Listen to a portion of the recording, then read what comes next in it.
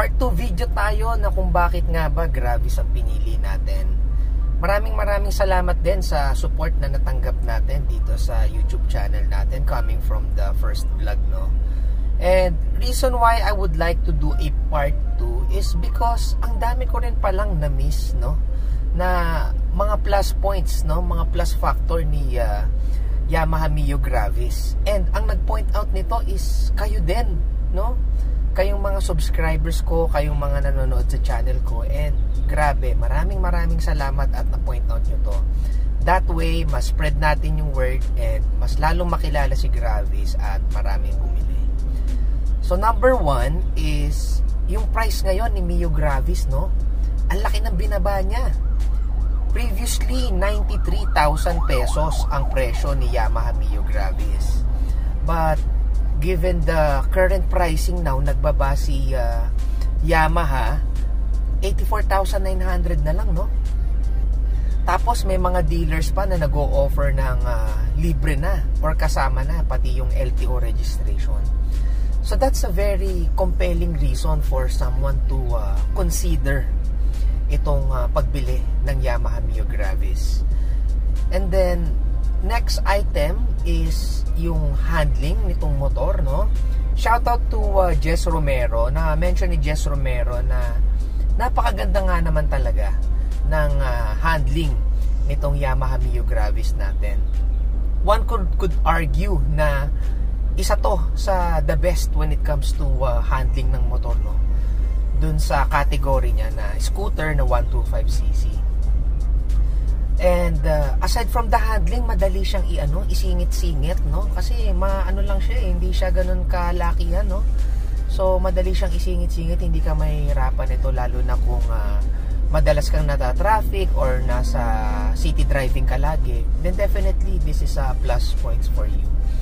Plus the fact pa na dahil nga maganda yung handling niya, masarap din siyang ipang banking, no? So kung magmamarilaki ka o kaya mga winding roads, definitely plus points to yung handling ng motor.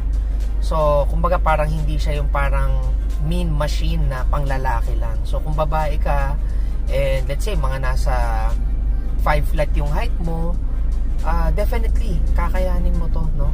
Okay na okay yung handling niya, hindi ka mahihirapan.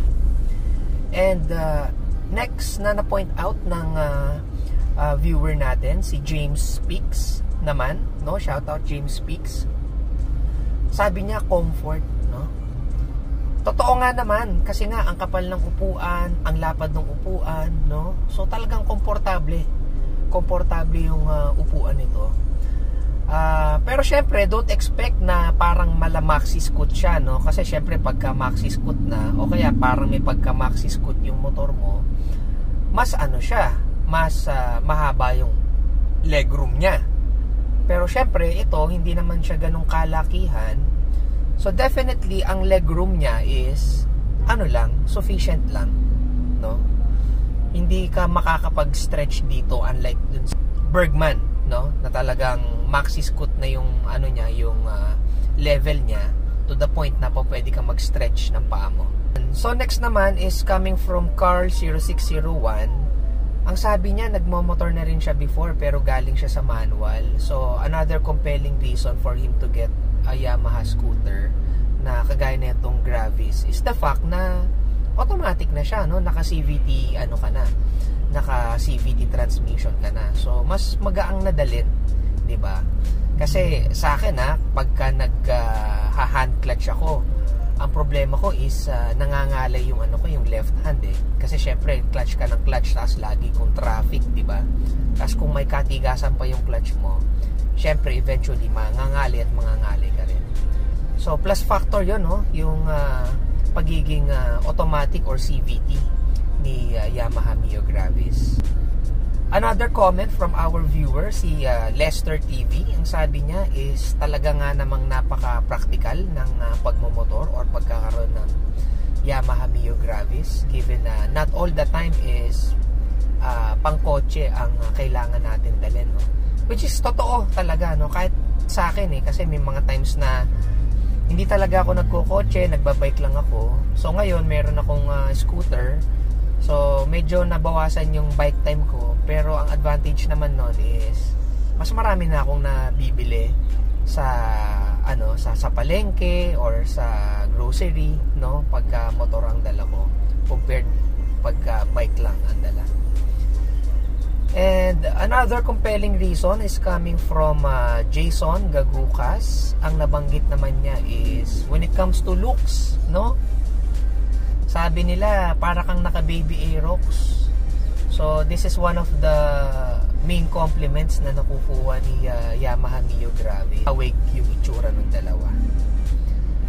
Next is yung sinabi naman ni Noob Gamer na madali magpagas. Actually si Noob Gamer sobrang dami niyang plus points na na-share.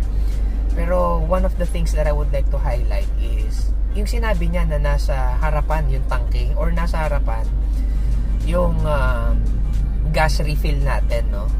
So napaka-convenient nga naman, no? Imbes na bababa ka pa ng motor mo, bubuksan mo yung upuan at saka ka magpapagas. Ito napakadali, no? Nasa harapan mo na, 'di ba? Switch mo lang yung fuel doon sa harapan mo, magbubukas na kaagad yung fuel lid, makakapag-refill ka na kaagad. So sobrang convenient, napakadaling gamitin. Pero for me, safety purposes, as much as possible, iwasan nyo rin yung nakasakay sa motor kasi baka mamaya magkaroon ng fire hazard. Kung nakasakay ka, syempre mas malaki yung chances na madali ka, 'di ba? So better be safe than sorry, 'di ba? And next, aside from dun sa convenience when it comes to gas up, is yung feedback coming from Miss Thea Palon na syempre gulay board is life, di ba? So kaya nga tayo nag-scooter, usually yan yung isa sa mga plus factor na meron tayo, no? Gulay board. Although hindi siya ganun kalakihan yung pinaka-gulay board niya, hindi magkakasya ang, let's say, isang case ng beer o kaya isang case ng soft drinks, or kahit sabihin natin isang sakong bigas, medyo alanganin pa yan pagka nilagay sa harap. Pero yung, let's say, isang sako ng yelo coming from, let's say, Alpha Mart or Save More, SM, ang laki na nung isang sako nila, pero yung isang sako na yon kasyang-kasya sa harapan, no? So pwede na rin kasi gulay board is gulay board, no? Additional additional storage, no? Extra space yan para sa atin, lalo na pagka namamalengke tayo. So very nice na meron tayong ganyan, no? Plus factor talaga yung gulay board sa Mio Gravis. And then another feedback coming from Miss Thea Palon na naging observation ko rin, kaya bakit hindi rin ako bumili ng Honda Click before, is the fact na nung sinakyan ko si Honda Click, unang napansin ko medyo mababa yung upuan compared kay Yamaha Mio Gravis. And then secondly, yung tuhod ko tumatama sa sa harapan, kasi meron siyang front pocket, no, dalawa magkabila. And yung front pocket na yon, unfortunately for my height na 5'9", medyo na siya medyo tumatama na siya for me. Kaya sabi ko parang alanganin kung Honda Click ang bibilin ko. Kaya umiwas na lang din ako. Ngayon nung nasakyan ko to si Gravis, natuwa ako kasi pagsakay ko walang tumatamang sa akin compartment, no? Walang tumatamang front pocket. Kaya sabi ko okay to Pagka tinignan mo silang dalawa, pinagharap mo, parang ang tingin mo is parang mas malaki ng bahagya si Click. Pero pagka sinakyan mo na, parang mas gugustuhin mo mag Honda Gravis na lang kaysa sa Click So yun, another plus factor. And then syempre, ito number 1 si Yamaha. And syempre hindi lang naman si Yamaha to, no? Kasi kahit si Honda ganito rin, is the quality, no? Talagang maaasahan mo na meron kang makukuwang quality coming from Yamaha. Wala akong nakita sa Yamaha Mio Gravis na anything that looks or sabihin natin feels na cheap, no? Na parang pipitsugin lang, na parang walang ka-quality. parang kahit sang angulo mo siya tignan, lahat kasi kahit ultimo gulong, yung mga switches niya, yung mga ilaw na ginawa niya, lahat para sa akin it screams quality wala akong maipintas when it comes to quality. Kaya talagang you're getting a lot of worth on this motorcycle talaga. And then coming from Miss Raquel Laksamana naman, ito grabe, nakakatuwa yung feedback niya, no?